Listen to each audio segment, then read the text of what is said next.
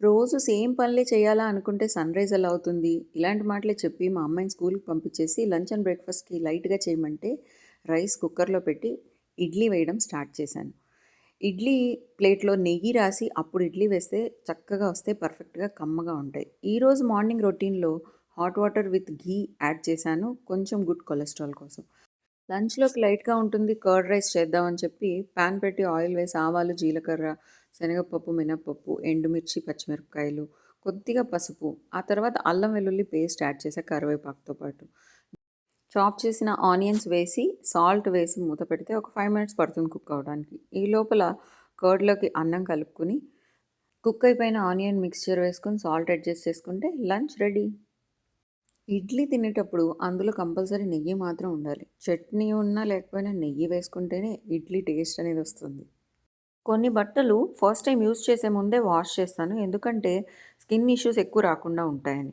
ఆ తర్వాత morning ayurvedic class start అయింది. ఇది ఫ్రీ గురుకుల్‌లో తీసుకుంటా నేను. ఈ క్లాస్ నాకు ఆయుర్వేదం మీద ఇంట్రెస్ట్ వల్ల తీసుకుంటున్నాను. ఈరోజు ఎండ బాగా వచ్చింది బయట. దాన్ని వాడేసుకుందాం అని చెప్పి బట్టలు వేసేసాననమాట. 3 డేస్ బ్యాక్ కలిపిన దోసకాయని కలిపి ఇడ్లీలో వేసుకొని బ్రేక్‌ఫాస్ట్ కానిచ్చేసి, అందరింట్లో ఉన్నట్టే మా ఇంట్లో గూడా ఉండే బట్టల కుర్చీని ఇవాళ ఎంప్టీ చేయాలని డిసైడ్ అయ్యా. ఆ తర్వాత నేను నానబెట్టిన పాట్‌ని తీసి వాష్ చేసి, అందులో కాస్త రైస్ వాటర్ పోసి, మళ్ళీ ఒక 2 అవర్స్ నానబెట్టా.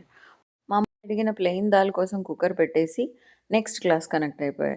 నెక్స్ట్ పాట్ వాష్ చేసి సన్ డ్రైయింగ్ కోసం ఫ్యూ అవర్స్ సన్‌లో పెట్టా. ఇక్కడ ఎండ ఎలా ఉంటుంది అంటే, స్టాండ్ మీదే బట్టలు ఆరిపోవడం కాదు, ఐరన్ కూడా అయిపోతాయి.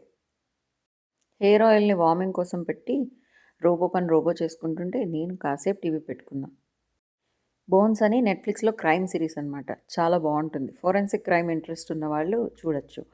డ్రై అయిపోయిన పాట్‌కి నువ్వుల నూనె రాసి, లో ఫ్లేమ్ మీద ఒక 5 మినిట్స్ స్టవ్ మీద ఉంచా. అలా పాట్ సీజనింగ్ అయిపోయాక బుక్స్ తెచ్చుకుందామని మా అమ్మాయి స్కూల్‌కి స్టార్ట్ అయ్యాం. సన్నటి వాన పడుతున్నా సరే. అక్కడి నుంచి షాపింగ్‌కి బయలుదేరాం. ఇవి రియాద్‌లో 5 రియాల్ షాప్స్ అంటారు. వీటి పేరు జనరల్‌గా బట్ అన్ని ప్రైసెస్‌లో ఉంటాయి. ఇక్కడ దొరకని వెరైటీ ఉండదేమో అనిపిస్తుంది. అన్ని రకాలు దొరుకుతాయి. అటునుంచి అట్టే పాలు, పెరుగు తెచ్చుకొని ఇంటికొచ్చి గుడ్ నైట్.